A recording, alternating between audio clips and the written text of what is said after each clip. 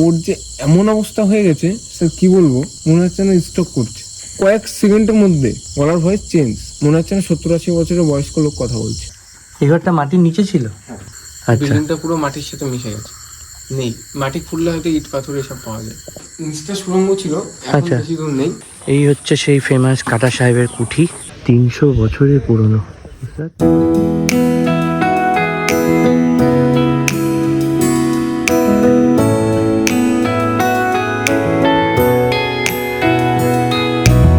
এই যে ওই পার থেকে এই পারে এই যে মাঝি কাকা আমাদের দিয়ে চলে গেল। প্রচুর গভীর, গা ছমছমে পরিবেশ, কিন্তু হ্যাঁ শুনতে পাচ্ছ প্রচুর পাখির আওয়াজ কিন্তু আমরা পাচ্ছি। তুমি শুধু জঙ্গলের ডেপটা দেখো, উপরটা দেখো। ও এই দেখো হরিণের দেখা পাওয়া গেছে, দেখতে পাচ্ছ? ওই দেখো হরিণ। আপনাদেরকে এখানে নিয়ে আসছি ভূত দেখাতে না, ঠিক আছে? এখানে ভূত দেখাতে কাউকে নিয়ে আসি না। আমাদের যত গেস্ট আসুক, যারাই আসুক, ভূত আমি কি করে দেখাবো আপনাদের, ঠিক আছে? আমি তো বলতে পারবো না যে ওই যে দাঁড়িয়ে আছে বসে আছে, এরকম ভাবে তো ভূত দেখানো যায় না। সেটাই। তো যাই হোক, এখানে যে আপনারা শুনেছেন নীলকুঠির নামটা, ঠিক আছে? নীলকুঠির নামটা হয়েছে তার কারণ এখানে নীল চাষ করা হতো। 1830 সালে এখানে মঙ্গলচন্দ্র আশ, উনি ওনার জমিদার বাড়ি ছিল, ওনার নামেই ছিল মঙ্গলগঞ্জ। ওনার নাম ছিল মঙ্গলচন্দ্র আশ, ওনার নামে হয়েছে মঙ্গলগঞ্জ। পরবর্তী সময়ে যখন মানে ওনার দখল শেষ হয়ে গেল, ওনার ছেলে যখন লক্ষণচন্দ্র আশ আসলেন, ওনার কাছ থেকে তখন ইংরেজটা ছিনিয়ে নিয়ে নীল চাষ করতে বাধ্য করলো মানুষদেরকে। এবার নীল চাষ, অনেক নিরীহ মানুষ তারা রাজি হতো না নীল চাষ করতে। এবার যারা রাজি হতো তাদেরকে তো ভালো, আর যারা রাজি হতো না তাদেরকে ধরে গুম করে রাখতো। গুম বলতে মাটির নিচে ঘর করা ছিল, সেই ঘরের ভিতরে বন্দি করে রাখতো। বন্দি করে রাখার পর তাদেরকে অত্যাচার করতো। অত্যাচার করার পর তারা যদি রাজি না হতো, তাদেরকে ধরে মাথায় কাদা লাগিয়ে হাত পা বেঁধে নীল বীজ বুনে দিত। এবার নীল বীজটা হচ্ছে 24 ঘন্টার মধ্যে বেরিয়ে যায়। ওই 24 ঘন্টা তাকে তো না খাইয়ে না দিয়ে রাখবে, জল পর্যন্ত খেতে দেবে না। তারপরেও তাতেও সে যদি রাজি না হয়, তাকে মেরে একটা সুড়ঙ্গ ছিল। এবার সুড়ঙ্গটা শোনা কথা নাকি এই ইছামতি নদীর সাথে কানেক্টেড ছিল। ওই সুড়ঙ্গতে নাকি ফেলে দিত লাশ ফেলে দেওয়ার পর নদীতে ভেসে চলে যেত। এবার কেউ জানতে পারতো না যে এই সুড়ঙ্গ থেকে ফেলেছে। এইভাবে কত নিরীহ মানুষ যেখান থেকে প্রাণ হারিয়েছে ধারণার বাইরে। যারা নদীতে মাছ ধরতো আর কি, তারা হচ্ছে লাশগুলো যেগুলো ভেসে যেত সেগুলোকে ধরে পুঁতে দিত কিংবা পুড়িয়ে দিত। এইভাবে অত্যাচার করেছে। এই যে নীলকুঠি ঘাটটা, এটা ছিল একটা নৌবন্দর। এখন সবাই বনগা বললে চেনে, আগে যশোর বললে সবাই চিনতো। যে যশোর রোডটার কথা আপনাকে বলছিলাম, এই নদীতে বড় বড় জাহাজ, পালতোলা নৌকা সব চলতো এখানে। ওরা সব নদী পথে বাণিজ্য করতো। ওদের এই বাস, প্লেন এসব কিছু ছিল না, সব নদী পথে। তখন বাংলাদেশের সাথে সংযোগ ছিল। তো এইখানে ব্যাপারে যেটা শুনেছি, যার জন্য আসা আর কি, সেটাই তোমাকে জিজ্ঞেস করবো। মানে এই যে এইখানে রাত্রেবেলা এলে অনেকে নাকি কিছু ফিল করেছে বলতে স্যার দেখুন, একটা ঘটনা বলি। 1 মাসও হয়নি এরকম। এখানে এসেছিল 7টা ছেলের। তো আমাকে বললো, আমরা অনেকবার এসছি এখানে, প্রায় 7-8 বারেরও বেশি এসছি, আমরা ওইখানে গিয়ে একটু খাবো। এবার ওরা জলের বোতলে পাঞ্চ করে নিয়ে এসছে। আমরা 7 জন আসার পর ওদেরকে নিয়ে আসলাম। নিয়ে সবাই কথা বলছি, কথা বলতে বলতে হট করে একটা দাদা কি করলো, আমার হাতটা চেপে ধরলো। চেপে ধরে বলছে, তো না ওখানে কে আছে, আমাকে উকি দিল।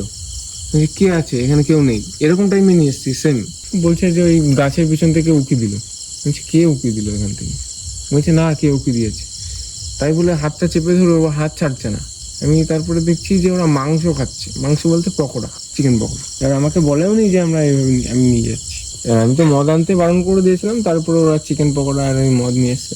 নিয়ে আসার পর আমাদেরকে বলার পর ওর যে এমন অবস্থা হয়ে গেছে স্যার কি বলবো, মনে হচ্ছে না স্ট্রোক করছে। ঠিক আছে, গা হাত পা ঘেমে পুরো স্নান করার মতো অবস্থা। সাথে সাথে ওর বাড়ি থেকে ফোন এসছে সেই মুহূর্তে। তার কয়েক সেকেন্ডের মধ্যে গলার ভয়েস চেঞ্জ, মনে হচ্ছে না 70-80 বছরের বয়স্ক লোক কথা বলছে। সেকেন্ডের মধ্যে ভয়েস চেঞ্জ হয়ে গেছে।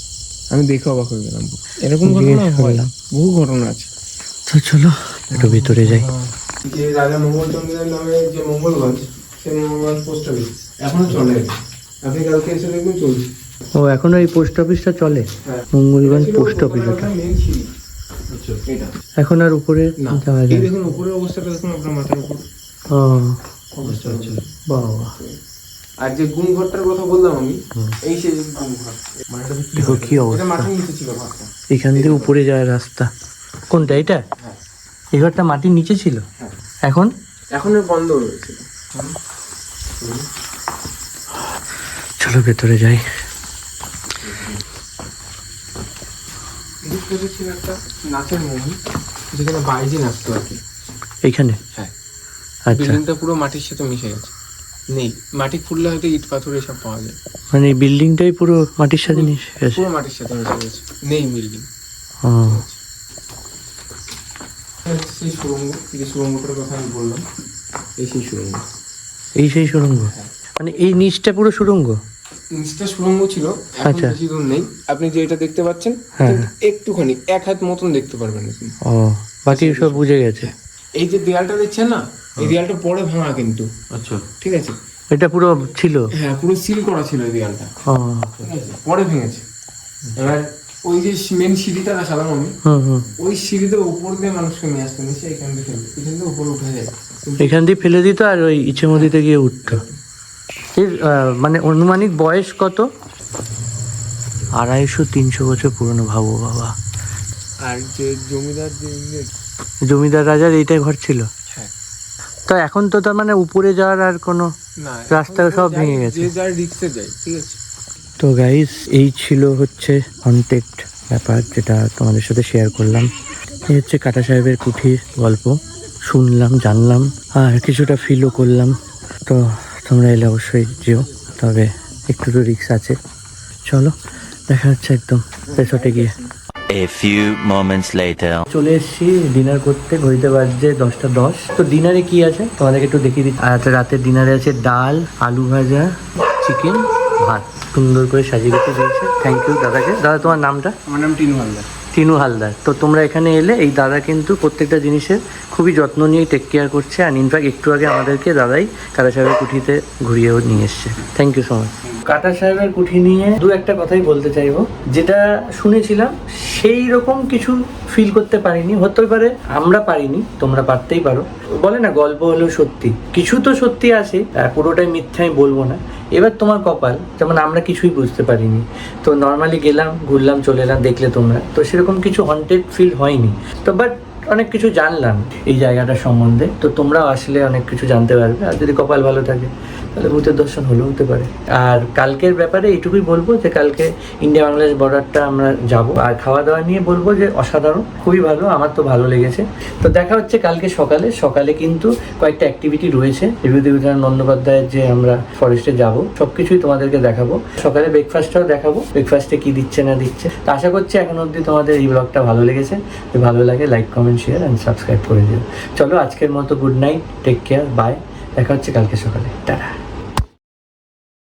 Hello friends, good morning, welcome to my channel ride with Arindam. Good morning from Mangalganj. এখন ঘড়িতে বাজছে প্রায় 9:30 মতো। তো এখন মোটামুটি ব্যাগ প্যাকিং সব কিছু হয়ে গেছে আমাদের। এবার একটু পরেই আমরা ব্রেকফাস্ট করবো। ব্রেকফাস্টে দেখাবো ব্রেকফাস্টে কি আছে, অ্যান্ড দেন আমরা বেরিয়ে যাব টুয়ার্ডস বিভূতিভূষণ অভয়ারণ্যে যাবো। দিয়ে ওখানটা তোমাদেরকে দেখাবো ঘুরিয়ে। দেন ওখান থেকে আমরা 12 কিলোমিটার রাস্তা যাব হচ্ছে ইন্ডিয়া বাংলাদেশ যে বর্ডারটার কথা তোমাদের কাল বলছিলাম। সেই বর্ডারটা কিন্তু তোমাদেরকে ঘুরিয়ে আমরা দেখাবো। কিছু ইনফরমেশন তোমাদের সাথে শেয়ার করতে চাই। এখানে টোটাল 4খানা এরকম ক্যাম্প আছে। তার মধ্যে একটা ক্যাম্প হচ্ছে মঙ্গলগঞ্জ ব্যাকপ্যাকার্স ক্যাম্প, খুবই ফেমাস, তোমরা শুনেছো, কিন্তু বর্তমানে সেটা বন্ধ হয়ে গেছে। আর এখন 3খানা ক্যাম্প আছে।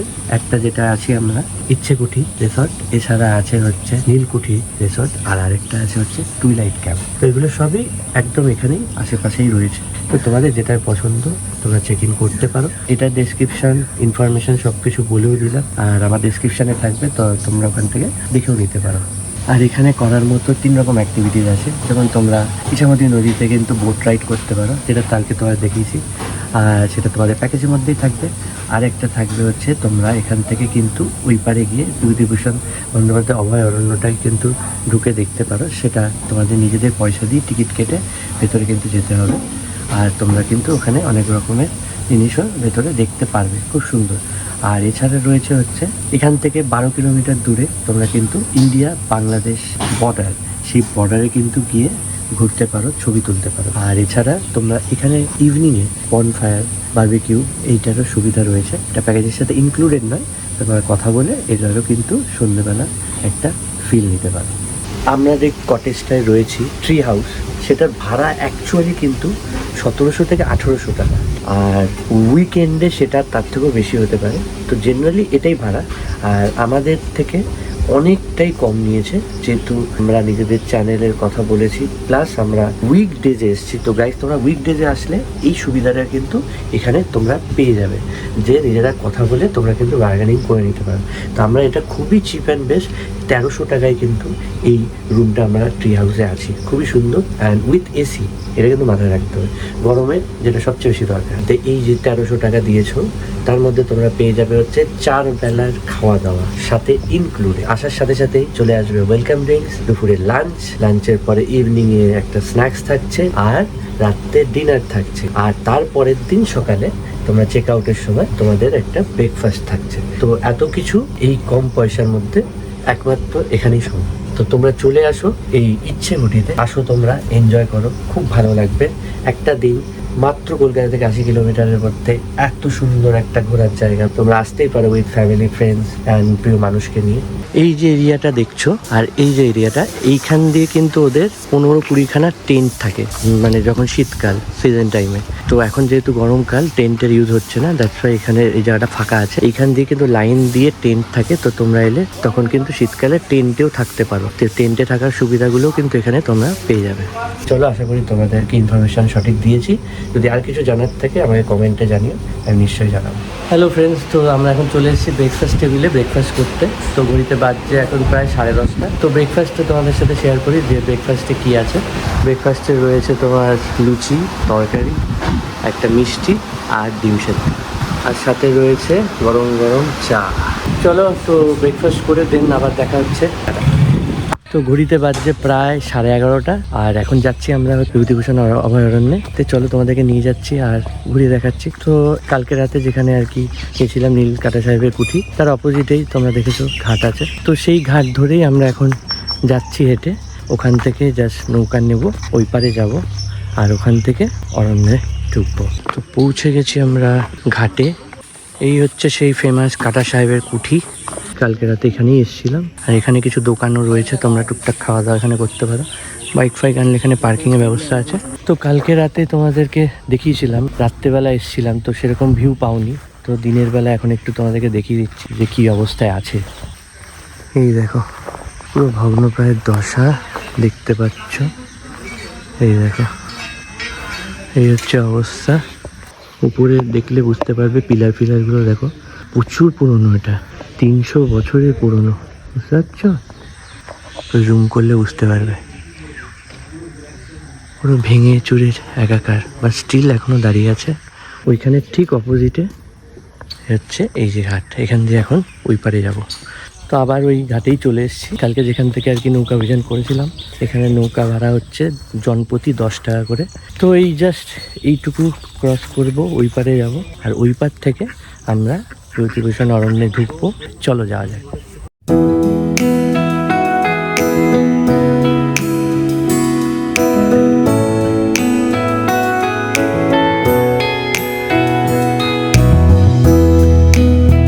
এই যে ওই পার থেকে এই পারে এই যে মাঝি কাকা আমাদের দিয়ে চলে গেল। এখন আমরা যাচ্ছি এই যে সামনে বিভূতিভূষণ অভয়ারণ্য টিকিট ঘর। জনপ্রতি 100 টাকা করে। প্রবেশ টাইম হচ্ছে 9টা থেকে 3টে পর্যন্ত খোলা থাকে, আর স্থান পরিত্যাগের শেষ সময় 4টে। তো চলো অভয়ারণ্যতে প্রবেশ করছি।